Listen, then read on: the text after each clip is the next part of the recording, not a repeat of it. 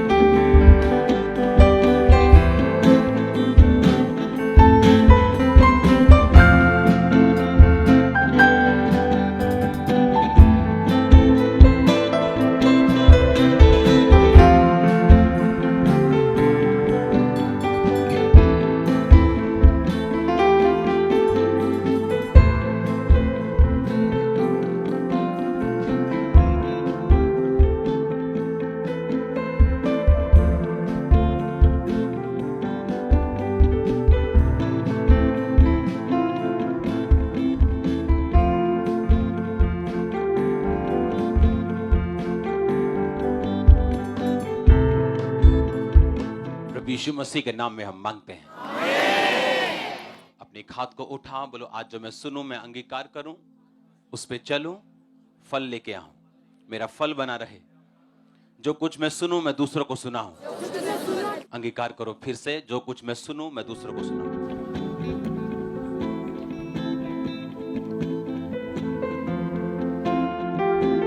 प्रभु यीशु मसीह के नाम में हम मांगते हैं। स्वागत है यीशु मसीह की प्रेजेंस में।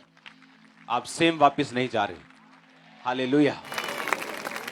अपने पड़ोसी को बोलो वचन को पकड़, क्योंकि वचन को बिना पकड़े तू वचन को पूरा होते हुए नहीं देख सकता। हालेलुया। आप जानते हैं बाइबल में जितने भी वर्ड्स लिखे वो कभी भी अपने आप पूरे नहीं होते।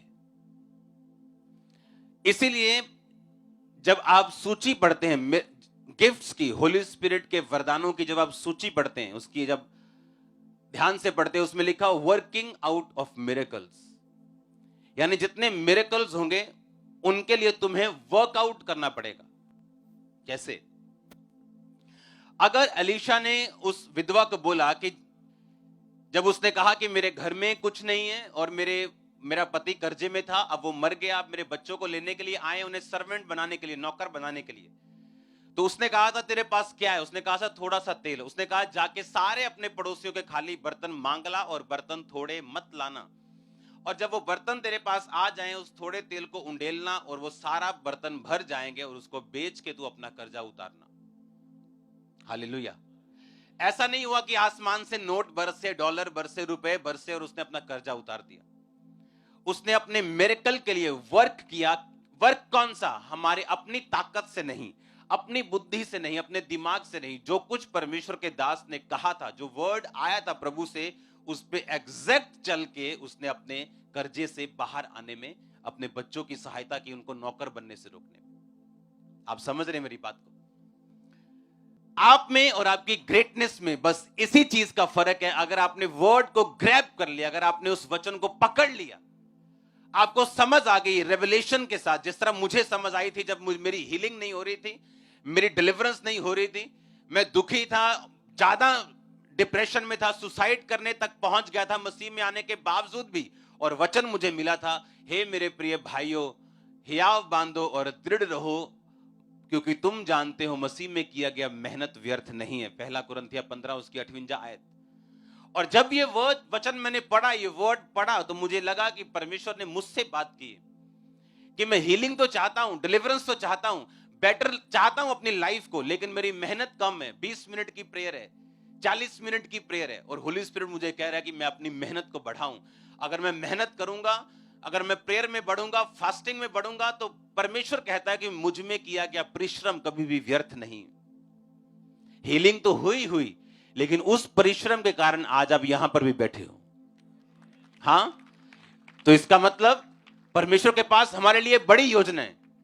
और उस योजना को हम इनकार कर सकते हैं, उस योजना को पकड़ने में नाकामयाब हो सकते हैं अगर हम इमीडिएट सिचुएशन देखेंगे कि हमारी आंखों के सामने अब क्या चल रहा है, कौन सा दुख है, कौन सी प्रॉब्लम है, और उसी के हिसाब से अपनी लाइफ को हम अरेंज करना अगर शुरू कर देंगे तो हम कभी भी परमेश्वर के परफेक्ट प्लानिंग को, उसकी महान योजना को जो आपके लिए है, उसकी आप कभी भी उसको पकड़ नहीं पाओगे। हम वचन पढ़ेंगे दूसरा राजा उसका 2:1-18। जब यहोवा एलिया को बवंडर के द्वारा स्वर्ग में उठा लेने को था, तब एलिया और अलीशा दोनों संग संग गिलगाल से चले। एलिया ने अलीशा से कहा, यहोवा मुझे बेतेल तक भेजता है, तो यहीं ठहरा रहे। अलीशा ने कहा, यहोवा और तेरे जीवन की शपथ, मैं तुझे नहीं छोड़ने का, इसलिए वह बेतेल को चले गए। और यह सिलसिला ऐसे ही आगे रहा।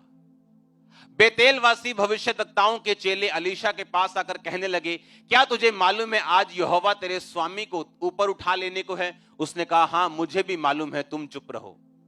एलिया ने उससे कहा, हे अलीशा, यहोवा मुझे यरीहो तक भेजता है। 6 आयत में लिखा, फिर एलिया ने कहा, यहोवा अब मुझे यरदन तक भेजता है, तो यहीं ठहरा रहे। उसने कहा, यहोवा तेरे जीवन की शपथ, मैं तुझे नहीं छोड़ने का। अतः वो दोनों आगे चले। भविष्यद्वक्ताओं के चेलों में 50 जन फिर दूर खड़े हुए, यरदन के किनारे खड़े हुए। एलिया ने चद्दर निकालकर ऐंठी जल पे मारी, वो जल 2 भाग हुआ और वो दोनों नदी के पार उतर गए।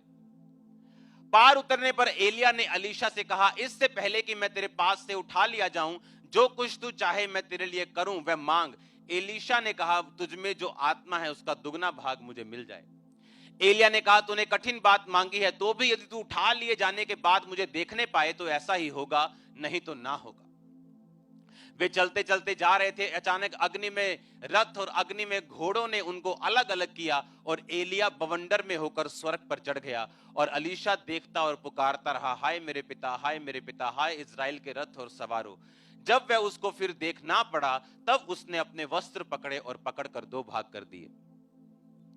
तब उसने एलिया की चद्दर उठाई जो उस पर गिरी थी, और वह लौट गया और यरदन के तट पर खड़ा हुआ, और एलिया की चद्दर जो उस पर गिरी थी पकड़कर उसने जल पे मारी, और एलिया का परमेश्वर यहोवा कहां है पुकारा। जब उसने जल पर मारा तो जल इधर उधर 2 भाग हो गया और अलीशा पार हो गया। ये देखकर भविष्यद्वक्ताओं के चेले जो यरीहो में उसके सामने थे कहने लगे, एलिया में जो आत्मा थी वो अलीशा पर ठहर गई है। अतः वे उसको मिलने के लिए गए और भूमि पर झुककर उसको दंडवत किया। अब ध्यान से सुनना, अगर आपका बेटा आपको यह कहे कि आपके पास 1 करोड़ रुपया है, लेकिन आपके जाने के बाद आप मुझे 2 करोड़ देके जाओगे, ऐसा हो सकता है? ऐसा हो सकता है? क्या हो सकता है ऐसा? आपके पास 5 मरले का प्लॉट है, आपका बेटा कहे आपके बाद ये मुझे 10 मरले चाहिए, हो सकता है क्या ऐसा? नहीं हो सकता। तो जो चीज मेरे पास है ही नहीं है, मैं आपको कैसे दे सकता हूं? एलीशा ने कहा एलिया से कि जब तू उठा लिया जाएगा तो जो तुझमें है दुगना, फिर से पढ़ेंगे उस आयत को।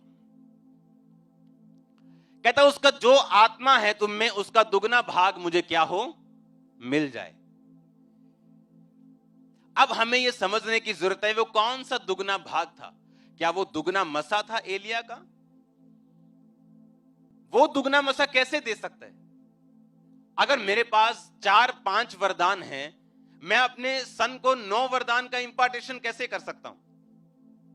व्यवस्था विवरण में इस चीज का जवाब है। व्यवस्था विवरण लिखा है, वह यह जानकर कि अप्रिया का बेटा मेरे पौरुष का पहला फल है और जेठे का अधिकार उसी का है, उसको सारी संपत्ति में से 2 भाग देकर जेठांसी माने। परमेश्वर ने पुराने नियम में नियम ठहराया था, अगर आपके घर में जेठा बेटा है, जो बड़ा बेटा है, उसको बाकी बच्चों से दुगना भाग मिलेगा। यानी अगर आपके 4 बेटे हैं या 5 बेटे हैं आपके, हां, और आपके पास 100 रुपए है, तो हर एक के हिस्से कितने आए? 20-20। लेकिन परमेश्वर ने कहा नहीं, ऐसा नहीं करना। अगर तुम्हारे 5 बेटे हैं तो तुम 6 भाग करना 100 रुपए के, यानी 17 से थोड़ा कम, 16 रुपए कुछ पैसे, और उसके 6 भाग करना, 2 भाग पहले बेटे को दे देना, यानी 33 रुपए कुछ पैसे पहले बेटे को दे देना और बाकी को 16-16 रुपए तुम दे देना। कितनों को समझ आई मेरी बात? यानी अगर आपके 4 बेटे हैं और 100 रुपए आपके पास है, 25-25 सबके हिस्से आते हैं, आते कि नहीं? कहता तुम 25-25 मत करना, तुम उस 100 रुपए के 5 हिस्से करना, यानी 20-20-20-20-20। पहले वाले को 40 दे देना और बाकी 3 को 20-20 देना। ये हुक्म था परमेश्वर का कि जो जेठा बेटा हो वो बाकियों से दुगना भाग पाए। अब अगर आप ध्यान से पढ़ें, अलीशा जो था उसके पास 50 चेले आए, एलिया के और भी चेले थे, उसका प्रोफेटिक स्कूल था उसका, जहां उसके वो साथ रहते थे, उसकी चीजों को पूरा करते थे, काम को पूरा करते थे। उन सबको मालूम था कि एलिया आज जीवित स्वर्ग पे चढ़ाए जाने वाला है, क्योंकि उस प्रोफेटिक अनॉइंटिंग के कारण जो एलिया के ऊपर थी, सब में वो मसा काम करता था। और सब एलीशा के पास आके बोलते हैं, ए तुझे पता है आज तेरा गुरु स्वर्ग पे जाने वाला है? कहते चुप करो, मुझे मालूम है। इसमें मैं कहना क्या चाहता हूं, एलीशा ने क्लेम किया कि मैं तुम्हारा बड़ा बेटा हूं। बड़ा बेटा वो था नहीं, कोई और चेला भी पुराना हो सकता था उसके ग्रुप में, जो उससे 20 साल से जुड़ा हो, और एलिया भी 4 साल से जुड़ा हो, अलीशा भी 4 साल से जुड़ा हो, एलिया का 20 साल पुराना चेला हो, और अलीशा भी 4 साल से आया। पर अलीशा ने अपने कर्मों से, आप समझ रहे मेरी बात, कि एलिया के पास रहना पॉसिबल नहीं था, उसके पास रहना बड़ा मुश्किल था, चेले डरते थे उससे, और इसलिए वो उसके पास नहीं रहना चाहते थे। पर जो अलीशा था, उसके हाथों और पांव को वो धुलाता था, और लोगों में मशहूर था कि ये वाला अलीशा, ये वाला जो छोटा सा चेला है ना, ये हाथ पैर धुलाता है, ये छोटा काम करता है। लेकिन बाकी जो चेले थे उन सबको ये नॉलेज थी, प्रोफेटिकली नॉलेज थी, कि हमारे गुरु ने, हमारे फादर ने आज स्वर्ग पे चढ़ाए जाना है। लेकिन किसी के पास भी इतनी ताकत नहीं थी और इतना हियाव नहीं था कि वो एलिया के को बोल सके कि मैं तेरा जेठा हूं, क्योंकि जेठा एक ही होता है। आप समझ रहे मेरी बात? और एलिया जो था वो रिजेक्ट करता था लोगों को। उसने कहा, एलीशा भाग जा यहां से, मैं बेतेल तक जा रहा हूं, मुझे तो तेरी जरूरत नहीं, चला जा। और एलीशा भी बोलता था, अच्छा हाँ साल हो गया मैंने हाथ पैर तो अंदर हूं, लोड़ नहीं है, चलो ठीक है, फिर अहीं भी बाकी आना मिल जाने भी तो बैठे ही है पे आ जाने। पर उसने कहा, यहोवा की शपथ, तेरी शपथ, मैं तेरे साथ हूं। एलिया ने फिर रिजेक्ट किया, अब यहोवा मुझे यरीहो तक भेजता है, भाग जा यहां से, नहीं। अब यहोवा मुझे यरदन तक भेजता है, नहीं, मैं तेरे साथ ही हूं। अच्छा बता तुझे क्या चाहिए? उसने कहा, अब मुझे दुगना भाग चाहिए, डबल पोर्शन चाहिए, मुझे, मैं जेठा होने को क्लेम करता हूं। कितने मेरी बात को समझ रहे हैं? अगर आप यहां बैठे हैं और वचन के ऊपर आपने क्लेम नहीं किया, आपने फाइट नहीं की, आपने अपने आप को दिखाया नहीं, आप उन्हीं 50 चेलों की तरह खाली रह सकते हैं और कोई एलीशा अपनी गवाही देके चला जाएगा। आप समझ रहे मेरी बात? मैं हीलिंग चाहता हूं, मैं चाहता हूं मेरा बेटा नशा छोड़ दे, मैं चाहता हूं मेरा फाइनेंस बढ़ जाए। अच्छा फाइनेंस बढ़ जाए, कभी टाइथ दिया? नहीं। स्पेशल बीजों को बोया? नहीं। हेल्प करते हो किसी की? नहीं। तुम उन्हीं 50 में से हो जिनको मालूम था एलिया जाने वाला है, पर कभी पीछा नहीं किया। तुम उन 50 में से हो। पर जो अलीशा था वो वचन पे क्लेम कर रहा था, उस पे प्राइस पे कर रहा था। प्राइस क्या था? दुखी होके भी वो उसका पीछा कर रहा था, रिजेक्ट होने के बावजूद वो उसका पीछा कर रहा था, क्योंकि आत्मा में कोई भी जेठा नहीं था। आत्मा में आप फॉलो करके जेठा बनते हो। आप समझ रहे हो? हां, जेठा मतलब जिम्मेवारी, जिम्मेवारी, ज्यादा काम। मोस्टली जो घरों के जेठे हैं उनकी कंप्लेंट होती, मेरे मम्मी डैडी छोटे से ज्यादा प्यार करते हैं। होती कि नहीं? वो क्यों? क्योंकि जेठा एक जिम्मेवारी वाला पद है जो खुदा ने उनको दिया होता है, और जेठे को पावर भी ज्यादा थी, प्रॉपर्टी भी ज्यादा थी, और जेठे के ऊपर काम भी ज्यादा थे। अगर मैं ये चाहता हूं कि मैं खुदा की निगाह में जेठा बनूं, जिम्मेवार बनूं, तो मुझे वो काम भी ज्यादा देगा लेकिन ब्लेसिंग भी डबल देगा। अगर मैं ये चाहता हूं कि परमेश्वर मेरा हीलिंग कर दे, वो खुदावंद मुझे ये गवाही दे दे, परमेश्वर मेरे को ये टेस्टिमनी दे दे, वो अपने आप नहीं आएगी। आपको वचन के ऊपर क्या करना पड़ेगा। जब एलिया ने एलीशा को रिजेक्ट किया और बोला अब यहां से तेरे मेरे रास्ते अलग है, चला जा, तो एलीशा ने याद किया कि एलिया ने मेरे ऊपर चद्दर डाली थी और मुझे मेरे बिजनेस से बुला लिया था सेवा में। मेरे परमेश्वर का प्लान चेंज नहीं हुआ, मैं तेरे साथ हूं। आमीन। उसका प्लान थोड़ी चेंज हुआ, तू गुस्सा कर रहे हैं लेकिन मैं छोड़ने वाला नहीं हूं। जब भी आपकी हीलिंग हो, डिलीवरेंस होनी हो, आपको परमेश्वर ने बरकत देनी हो, वो कभी भी आराम से नहीं आएगी। आपको उसके लिए एक फाइट करनी पड़ेगी। आप समझ रहे हो? फाइट करनी, आपको दिखाना पड़ेगा जो आप मांग रहे हो उसके लिए आप जेन्युइनली आप डिजायर है आपके अंदर। आप समझ रहे कि नहीं कि जो मैं मांग रहा हूं, जो हीलिंग, जो डिलीवरेंस, जो बरकत, जो फाइनेंशियली पोजीशन में मांग रहा हूं, उसके लिए मैं जेन्युइनली रेडी हूं। वो रिजेक्शन में भी खड़े रहना, वो प्रॉब्लम में, स्ट्रेस में भी खड़े रहना, क्योंकि मैं उन चीजों से निकला हूं और मुझे मालूम है इसके बिना कोई भी सेवा में खड़ा नहीं हो सकता। जब आप जेन्युइनली अपने नेगेटिव सर्कमस्टेंसेस में भी आप खड़े रहते और अपना फेथ दिखाते हैं, आप तैयार हो, फिर आपकी फ्लाइट कोई रोक नहीं सकता। मैंने कहा आपकी फ्लाइट कोई रोक नहीं सकता।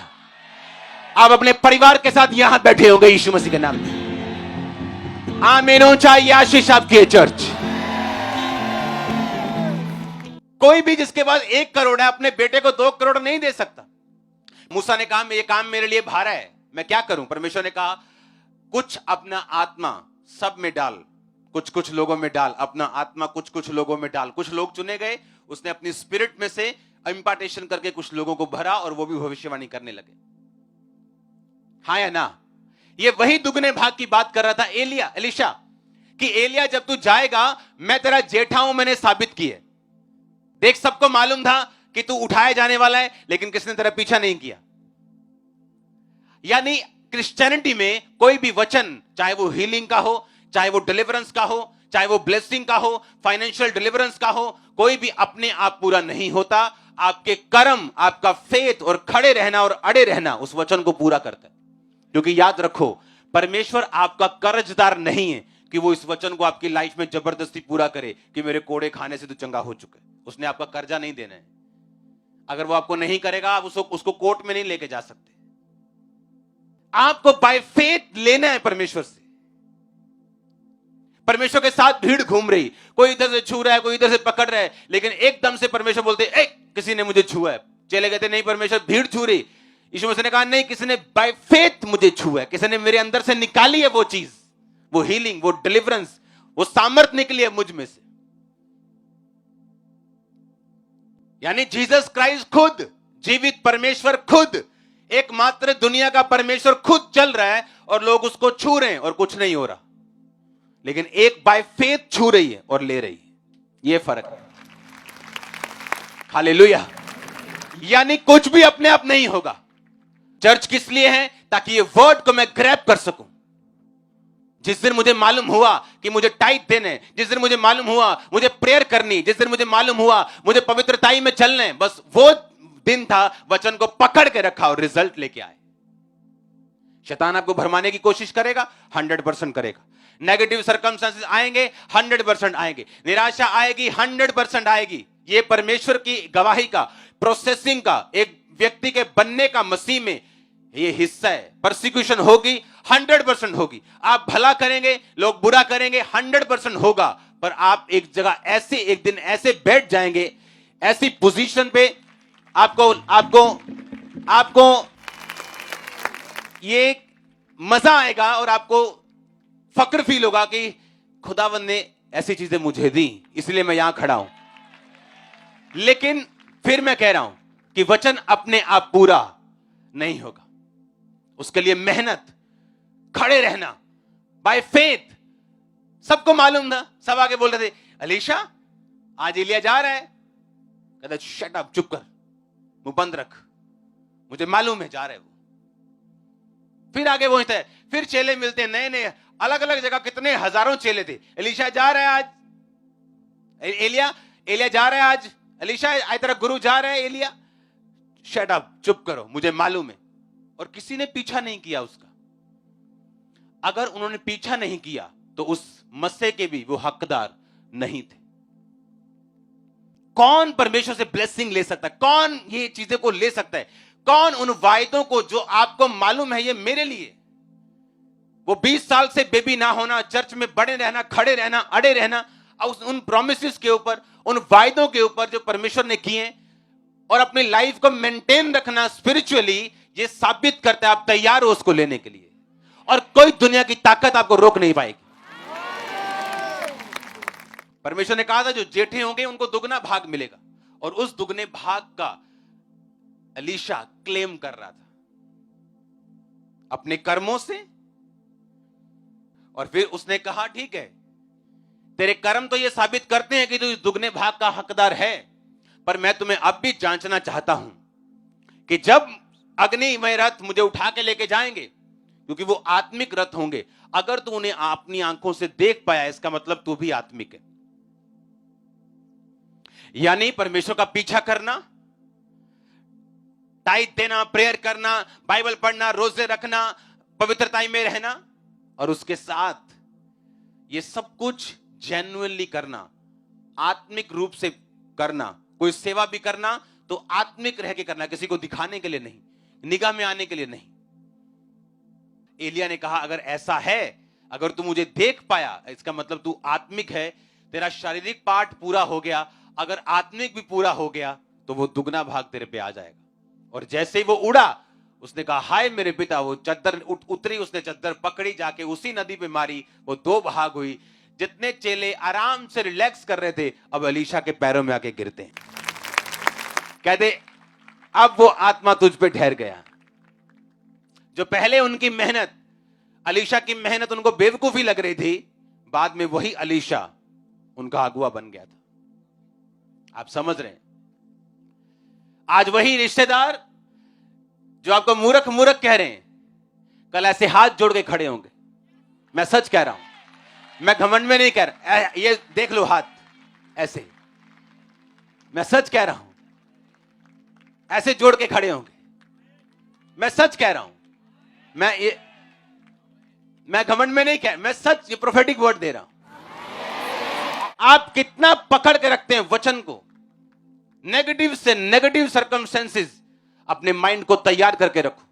हर एक आपको मालूम, फौजी की कभी ट्रेनिंग देखी है? एक फौजी होते हैं, उसके बाद एक स्पेशल फोर्सेस होती हैं, फौजियों में से उनको चुनते हैं स्पेशल फोर्सेस। उनको जो प्रॉब्लम्स देते हैं वो, क्यों उनको डंडे मारने, उनके गरम गरम रॉड लगाने, कभी पानी में कभी बर्फ पे लिटा के मारना, क्यों उनको इस पोजीशन तक वो तैयार कर देते हैं कि किसी भी नेगेटिव सर्कमस्टेंसेस के अंदर भी ये बंदा टूटेगा नहीं। और उनकी तैयारी में कितनी बड़ी परसेंटेज भाग जाती है, वो तैयार नहीं कर पाते, वो बन नहीं पाते, क्योंकि जो आने वाला टाइम है परमेश्वर जानता है, अगर अब मैं इसको तैयार नहीं करूंगा, अगर अब ये वर्ड पे खड़ा रह के उन चीजों को मुझसे नहीं लेगा, तो आने वाले टाइम में खड़ा नहीं रहेगा। आपने मिनिस्ट्री को देखा, हां, सब कुछ देखा, विरोध देखा, मतलब हिलना तो दूर की बात, मतलब ऐसे भी नहीं हुआ, आंख भी नहीं ऐसे हुई। सुनो कारण क्या? शुरू से परमेश्वर ने रेडी किया उस रीति के साथ। मौत को करीब से देखना, निराशा के गड्ढे में नीचे जाना, एंड तक जाना, हर चीज को देख लेना, उसके बाद आपके अंदर डर नहीं रहता। हालेलुया। आपको मालूम है परमेश्वर आपके साथ है, और आपको रिजल्ट लेना आ जाता है। आपको मालूम होता है कि रिजल्ट अपने आप नहीं आएगा। रिजल्ट सिर्फ ये पढ़ के कि परमेश्वर ने मेरे लिए ऐसा कर दिया, लेकिन मेरी लाइफ में पर्सनली होगा जब मैं ग्रैब पकड़ लूंगा उस रेवलेशन को अपनी लाइफ में। हर बंदे के लिए रेवलेशन अलग है। यहां एक बंदा बैठा हो सकता है जिसको व्यभिचार की कोई प्रॉब्लम नहीं, उसकी लाइफ में व्यभिचार करना है ही नहीं, उसको नेचुरली वो उसके अंदर नहीं, पर उसको पैसे का लालच है। कोई ऐसा बैठा है जिसको पैसे का कोई लालच नहीं, ईमानदार है, लेकिन उसको व्यभिचार की प्रॉब्लम है। कोई ऐसा है जिसके अंदर झूठ की प्रॉब्लम है, झूठ बोलता है वो। कोई ऐसे है जो फोकस नहीं रख। हर एक बंदे की प्रॉब्लम अलग है और उसके लिए वचन अलग है। और जब आप वचन पढ़ते हैं और आप पकड़ लेते हैं कि पवित्र बन जिस तरह तेरा बुलाने वाला पवित्र है। कोई बिना पवित्रताई के परमेश्वर को देख नहीं सकता, यानी परमेश्वर के कामों को जीवित इंडिविजुअली अपनी लाइफ में एक्सपीरियंस नहीं कर सकता। और जब आप वचन पढ़ते हैं और उसे पकड़ लेते हैं कि यह वचन मेरे लिए, मेरी कमजोरी चोरी है, मेरी कमजोरी व्यभिचार है, यह वचन मेरे लिए, यह वचन मेरे लिए, यह वचन मेरे, आप उसको पकड़ लेते हैं और उस वचन पे चलना शुरू करते हैं, अपनी लाइफ को मेंटेन करना शुरू करते हैं। आपकी एक स्पिरिचुअल जर्नी शुरू होती है, जहां से जब आप चलते चलते चलते चलते और परमेश्वर आपको ब्रेक थ्रू देना शुरू करता है, वो आपके लाइफ में साबित करना शुरू करता है, वो चीजों को बनाना शुरू करता है। आपको मालूम होना शुरू होता है कि हां, मुझे इस वर्ड पे मेरी लाइफ के लिए मुझे काम करना जरूरी है। आमीन। मुझे काम करना होगा। जिस विषय में मैं चाहता हूं परमेश्वर मेरी जिंदगी में काम करे, मुझे उस वचन को लेना होगा, मुझे अपनी लाइफ को बिल्ड करना होगा और उसके बाद सब कुछ तैयार है। हालेलुया। अभी में कितने परसेंटेज हो गए यहां पे लोगों की जो 2.5 घंटे से भी कम प्रार्थना करते होंगे? 2.5 घंटे से भी कम, 2 घंटे 24 मिनट से कम प्रार्थना करते होंगे। अभी भी क्रिकेट मैच लग जाए तो चर्च छुट्टी हो सकती, कई लोगों की ऐसे भी हैं। कोई बड़ा ऑर्डर आ गया तो छुट्टी हो जाएगी, टैक्सी का बड़ा कोई गेड़ा मिल गया तो छुट्टी हो जाएगी। हमने अपनी प्रायोरिटीज को सेट नहीं किया। और चर्च में ऐसे लोग भी हैं, अगर उनके रिश्तेदार संडे मैरिज रखते हैं, वो बोलते हैं हम संडे नहीं आएंगे, ऐसे भी हैं इसी चर्च में। ये तो अब आप पे डिपेंड करता है, आप किस तरह वचन को सीरियसली लेते हो। कुछ लोगों की लाइफ में रिजल्ट लेट है क्योंकि उन्होंने पकड़ा लेट है यीशु मसीह के वचन को, आते रहे, सुनते रहे, लेकिन बिलीव करने में टाइम लगाया है उन्होंने। बैप्टिज्म लेने में लोग 2-2 साल लगा देते हैं। और जब मैं 16 अगस्त 2004 को जब परमेश्वर के पास गया, और मेरे ख्याल से 15, 20, 25 दिन में मुझे मालूम हो गया था कि बपतिस्मा नाम का भी कुछ होता है, तो उसी दिन से हमने बोलना शुरू कर दिया, हमको बैप्टिज्म कब देना है, हमको बैप्टिज्म कब, 1 महीने के अंदर बपतिस्मा कब होगा, बपतिस्मा कब होगा। और तब ऐसा होता नहीं था कि हर संडे आप बपतिस्मा ले सकते हो। महीनों 2 महीनों बाद बपतिस्मे होते थे, जब लोग इकट्ठे होते थे। अब 25-50 इकट्ठे हो गए, अब बपतिस्मा होगा। और तब सिर्फ 1.5 महीने में बपतिस्मा लिया, नशों को त्यागा, सब कुछ छोड़ दिया। आपको पकड़ना होता है स्पिरिचुअल जर्नी में, आपको तेज भागना अगर आप तेज रिजल्ट लेके आना चाहते हो। आपको मालूम है कि वो सामने मुझे जाना है, अगर मैं चलूंगा इस स्पीड से तो पहुंचूंगा लेट, लेकिन अगर मैं भागूंगा, चलूंगा तेज, तो पहुंच जाऊंगा। स्पिरिचुअल लाइफ सेम है। कितनी जल्दी आप प्रभु को पकड़ते हैं, वचन का कितनी जल्दी आप इस्तेमाल करते हैं, विश्वास करते हैं, उस पर खड़े रहते हैं। हालेलुया। जिस दिन आप प्रभु को जीवन देते हैं, बैप्टिज्म लेते हैं। बैप्टिज्म मतलब पानी में डुबकी, डुबकी का मतलब कब्र में जाना, मर जाना। बाहर आने का मतलब यीशु मसीह की तरह जी उठना, यानी वो पुराना मर गया, अब नया जी उठा।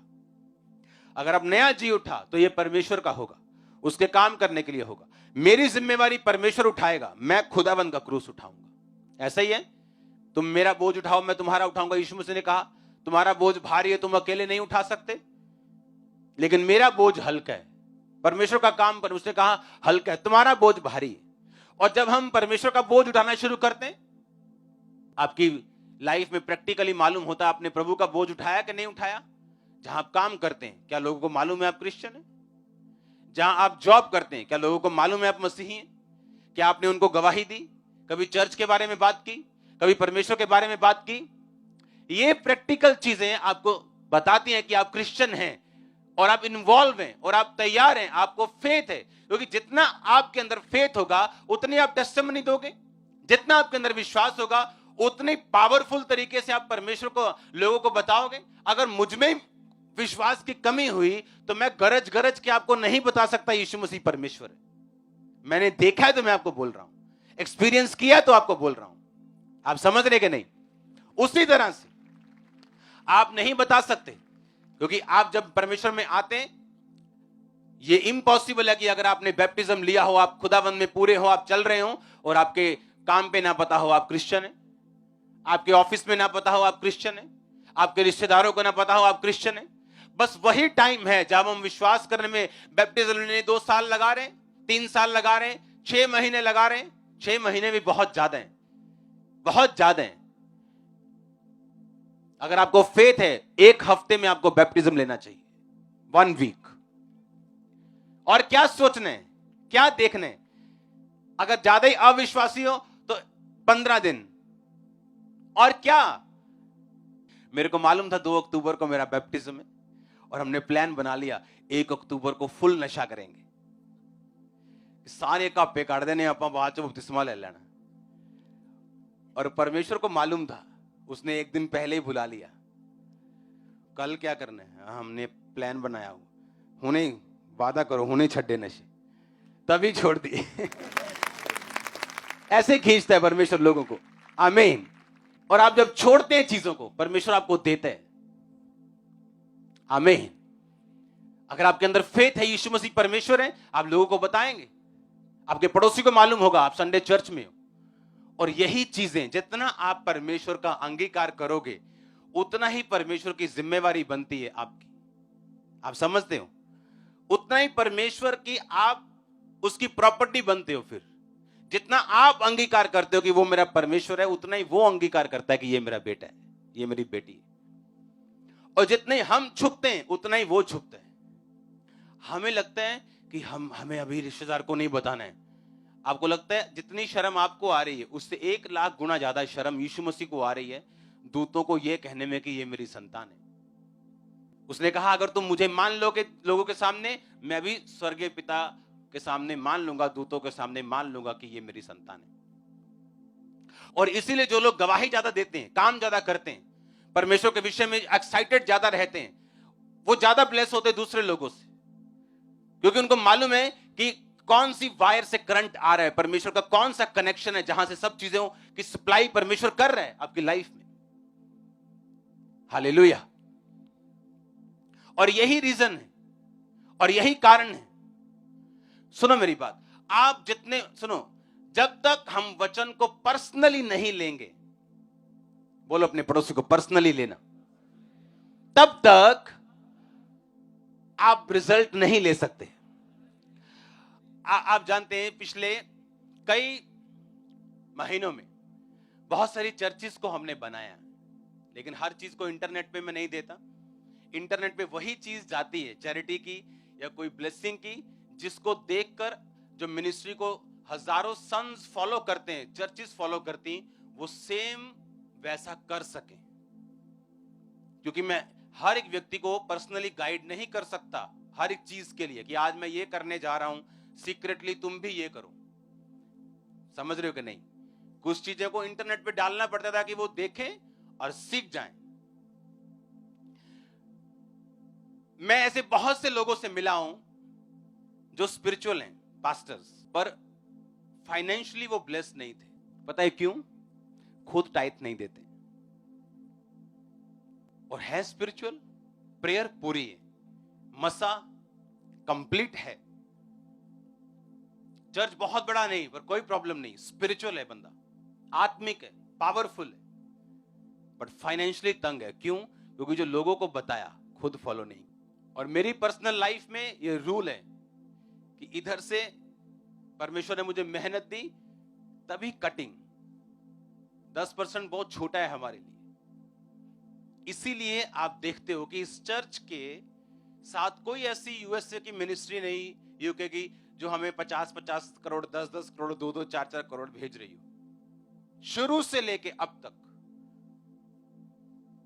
जब किसी चर्च का काम होता था 5-7 लाख, तब चाहिए होता था 10 साल पहले, और लोग बोलते थे हम आपके पुलपट पे आएंगे, प्रीच करेंगे, आपको जाते जाते 8 लाख का चेक दे जाएंगे। और परमेश्वर बोलता था नहीं लेना, बिना छत के बैठो, कोई प्रॉब्लम नहीं। इसीलिए आज आप एक मास्टरपीस बना रहे हो। हाँ? आप समझ रहे मेरी बात? आत्मिक व्यक्ति भी फाइनेंशियली स्ट्रगल कर सकता है, क्योंकि वो उस वचन को उसने क्या पकड़ा नहीं है, उसने कैच नहीं किया। आप गरीब हो, आप अमीर हो, सबके लिए सेम रूल है। सबके लिए पवित्रता का स्टैंडर्ड वही है, सबके लिए बोने का स्टैंडर्ड वही है, माप वही है, सब कुछ वही है, एक फॉलो कर रहा है। पिछले दिनों में, पिछले महीनों में कुछ टेस्टिमनीज को हम दे नहीं पाते टाइम की वजह से। आपने टेस्टिमनीज सुनी होंगी बहुत सी, कि यूपी के लोग आ रहे हैं, बिहार के लोग आ रहे हैं, पंजाब में रहते हैं और बोल रहे हैं हमने अपना घर ले लिया, हमने अपना प्लाट ले लिया। हाँ, पंजाबी बंदा देखने यार यही क्यों नहीं लिया? अगर आप उनकी क्वालिटी देखो, अगर आप उनको बोल दो अच्छा आपने 1000 का बीज बोना है, जी पापा जी, सोचेंगे भी नहीं कभी कि क्या करना है इन्होंने। और पंजाबी आ मैनू लगदा जेड़ा नवा लिया ना इन्होंने। और वो लोग ब्लेस होते जा रहे हैं, ब्लेस होते जा रहे हैं, और जो सियाना कहां है जड़ा वो गोबर ते गिर रहा हो, ज्यादा सियाना है। हाँ, आप समझ रहे हैं? यानी जब आप वचन पे खड़े होते हैं, आपको चलना नहीं, क्या करना है, उसको ऐसे ग्रैब पकड़ना है टाइट। अगर आप नहीं पकड़ेंगे टाइट, वो रिजल्ट आपको नहीं देगा, क्योंकि वचन आपका कर्जदार नहीं है, परमेश्वर आपका कर्जदार नहीं है। अगर आप मसीह में आ गए तो आपका कोई एहसान नहीं है परमेश्वर के ऊपर। ये बहुत सारे लोगों में गलत फहमी कि मैं तो मानता ही नहीं सेवा नू, मैं तो ऐ भाईदा ही, प्रभु ने फड़िया मैनू। आप उनकी सेवा जाके देखो, कुछ काम नहीं होता सेवा में, कोई इफेक्टिव नहीं है मिनिस्ट्री में। और जो लोगों के अंदर प्यास थी कि खुदा मुझे यूज कर, मुझे, वो ज्यादा इफेक्टिव है, क्योंकि ये रॉन्ग टेस्टिमनीज। क्योंकि परमेश्वर आपको पकड़े, उसको क्या जरूरत है? उसने सब कुछ सिद्ध कर दिया, वो बैठा है अपनी जगह पे। उसने कहा सब कुछ क्या हुआ, इट इज फिनिश्ड। आपका सब काम खत्म कर दिया उसने। अब आपको फेथ करना है, वचन को पकड़ के रखना है टाइट। जिस विषय पे भी आप चाहते हो खुदा आपको छुए, उस जगह को पकड़ के रखो और आप चले जाओगे आगे। यानी खुदा को मानना फायदा किसका? हमारा। उसमें खड़े रहेंगे तो फायदा किसका? अंगीकार करेंगे तो फायदा किसका? क्या कभी परमेश्वर को भी फायदा हो सकता है जो स्वर्ग में बैठे, जिसने ऐसे प्लैनेट्स बनाए हैं जो 99.9% हीरे के बने। अब ऐसे प्लैनेट खोजे गए हैं जो सिर्फ सोने से बने। अगर एक उस प्लैनेट को बेच दिया जाए तो $100 की इतनी ढेरियां लगेंगी धरती के ऊपर कि वो चंद्रमा तक पहुंच जाएंगी, और तब भी पैसे खत्म नहीं होंगे। ऐसा परमेश्वर आपसे क्या मांगेगा? हां, मेरा फायदा है, आपका फायदा है, हमें लॉन्ग लाइफ मिलेगी, हमें ब्लेसिंग मिलेगी। अगर हम चलेंगे, हम अंगीकार करेंगे, तो इसमें किसका फायदा? तुम्हारा फायदा, मेरा फायदा। हालेलुया। आप तैयार हैं वचन को पूरा करने के लिए? वचन को पकड़ने के लिए। वो तभी पकड़ेंगे अगर पढ़ेंगे तो, अगर पढ़ेंगे तो। सुनेंगे, संडे आपने सुना ठीक है, लेकिन अपनी पर्सनल बाइबल आपके पास होनी चाहिए। हालेलुया। आपकी पर्सनल बाइबल। पर्सनल कपड़े हैं ना शादी में जाने के लिए, है कि नहीं? वो कंघी है ना पर्सनल, टेढ़े करते हो बाल, है कि नहीं? पर्सनल लिपस्टिक है कि नहीं? पर्सनल बाइबल नहीं है। पर जिसने आपको बनाना है, जिसने आपको स्टैंड करना है, खड़ा करना है, सबसे अलग करना है, वो नहीं। और अगर है तो हम पढ़ते नहीं। अगर हम पढ़ें उसे रोज, क्योंकि उसी बाइबल को पढ़ते पढ़ते कोई वचन एक दिन ऐसा आपके अंदर घर कर जाएगा जो आपकी लाइफ को बदल देगा। अपने हाथों को उठाओ, थैंक यू जीसस। हिलाओ हिलाओ हिलाओ अपने हाथों को। जितना वचन सुना उसको अंगीकार करो।